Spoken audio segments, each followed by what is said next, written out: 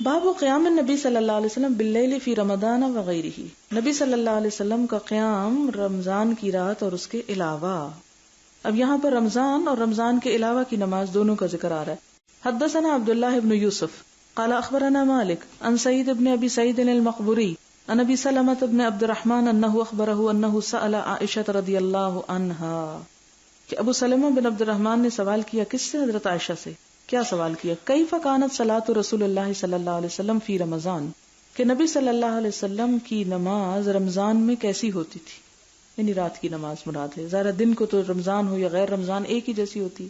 فقالت، تو حضرت عائشہ کہتی ہیں، ما کان رسول اللہ صلی اللہ علیہ وسلم، نہ تھے رسول اللہ صلی اللہ علیہ وسلم، یزید زیادہ کرتے، فی رمضان رمضان میں، ولا فی غیرہ اور نہ اس کے علاوہ، علی 11 رکعتن 11 رکعتوں سے زیادہ، یصلی 4 4 رکعتیں پڑھتے.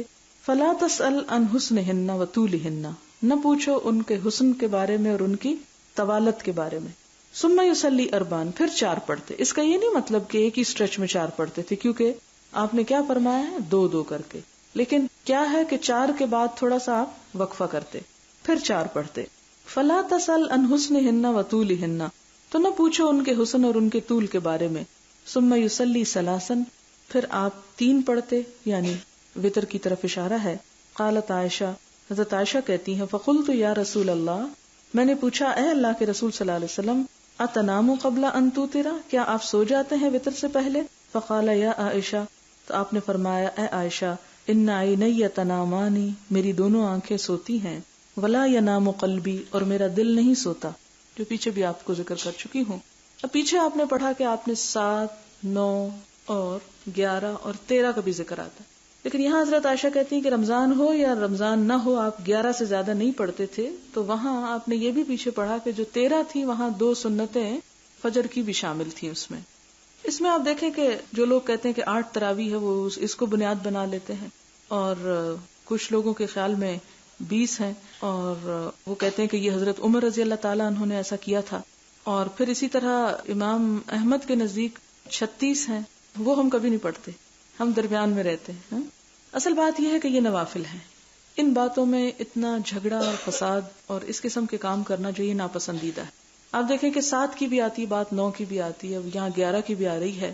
تو ان سب میں آپ یہ تو ضرور کہہ سکتے ہیں جو راجح بات ہے کہ وہ 11 ہے، لیکن آپ یہ نہیں کہہ سکتے کہ جو لوگ اس سے کم پڑھیں اگر تو وہ مجرم ہے، یا اگر کوئی سمجھتا ہے کہ سارا سال مجھے پڑھنے کا موقع نہیں ملتا تو میں رمضان میں زیادہ پڑھ لیتا ہوں، تو وہ یہ نہ سمجھے کہ وہ سنت کی پیروی کر رہا ہے. نہیں، ویسے اگر وہ نفل پڑھتا ہے تو چاہے 20 چھوڑ 40 پڑھ لے. لیکن اگر کوئی یہ کہتا ہے کہ وہ سنت کی پیروی کر رہا ہے تو پھر وہ سنت یہیں سے پتہ چلتی ہے، سنت اتنی ہی ہے. ہاں اگر نفل ہے تو نفل چونکہ دل کی خوشی کی عبادت ہے تو اس کو زیادہ بھی آپ کر سکتے ہیں. ٹھیک ہے، اس میں جھگڑا نہ کریں. ہمارے ہاں اس پہ اتنے جھگڑے اور اتنے فساد اور اتنی خرابیاں ہوئی ہیں کہ الامان والحفیظ، یعنی سنت کی پیروی کرنی ہے تو یہ پڑھ لیں، اور دل مرضی ضرورت حالات واقعات خواہشات تو وہ آپ کم یا زیادہ جو چاہیں کریں. حدثنا محمد بن المثنى قال حدثنا يحيى بن سعيد عن هشام قال اخبرني ابي عن عائشة رضی اللہ عنہا قالت ما رأيت النبي صلی اللہ علیہ وسلم، میں نے نہیں دیکھا نبی صلی اللہ علیہ وسلم کو، یقرأ فی شیء من صلاة اللیل جالسا، کہ آپ رات کی نماز میں بیٹھ کے کچھ پڑھتے، حتی اذا کبرا، یہاں تک کہ جب آپ کی عمر زیادہ ہو گئی، قرأ جالسا، بیٹھ کے پڑھتے، فاذا بقی علیہ من السورۃ، اور جب باقی ہوتا سورت میں سے 30 اور 42 آیتن 30 یا 40 آیتیں، قاما کھڑے ہو جاتے، فقرأہن، تو ان کو پڑھتے، ثم رکع، پھر رکوع کر لیتے. یہ پیچھے بھی گزر چکی.